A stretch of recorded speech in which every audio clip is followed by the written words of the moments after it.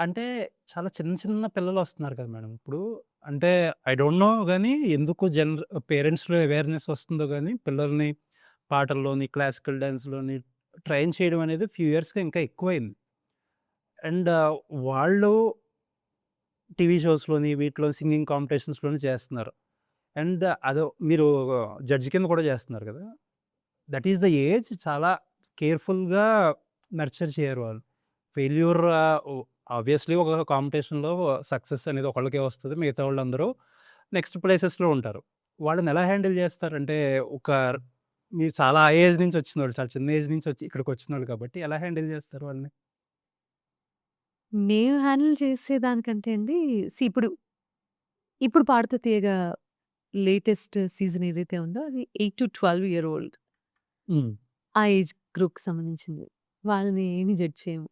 వాళ్ళకేంటంటే కాంపిటీషన్ కాబట్టి first prize, second prize, third prize అని క్రేన్ ఒక్కపడి వాళ్ళు అనౌన్స్ చేశారు కాబట్టి డబ్బులు.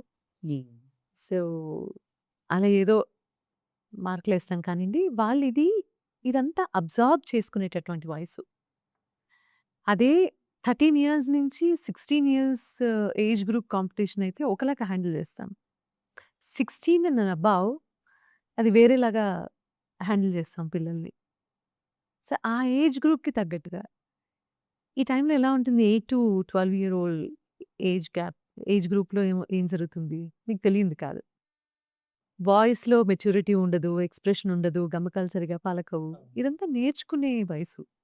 సో, 16, 17 ఏళ్ళొచ్చేసరికి కొంచెం మౌల్డ్ అవుతారు వాళ్ళు. అవును. గమకాలు తిరుగుతాయి. గొంతు మనం ఎలా చెప్తే అలా వినటం స్టార్ట్ చేస్తుంది.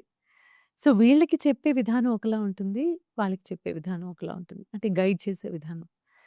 కాబట్టి చిన్న పిల్లలప్పుడు మాకు చాలా ప్రశాంతంగా ఉంటుంది జీవితం. హ్మ్. హమ్మయ్య! ఇప్పుడు పిల్లలు పాడుతున్నారు. We don't really have to focus చే అండ్ ఏదో చూసి ఇవి రాసుకొని, అవి రాసుకొని అలా చేయాల్సిన అవసరం ఉండదు.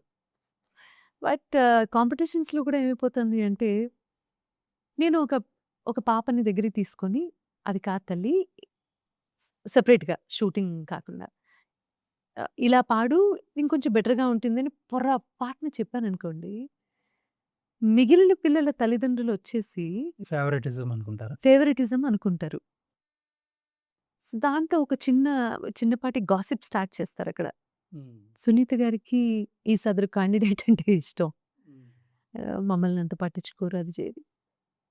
పోనీ ఆ క్యాండిడేట్ గెలుస్తుందా? ఫైనల్‌గా గెలవలేదు.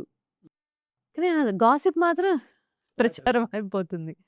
సో, ఏదన్నా మంచి చేద్దామని చూస్తే ఇక్కడ చేసే అవకాశం లేకుండా పోయింది.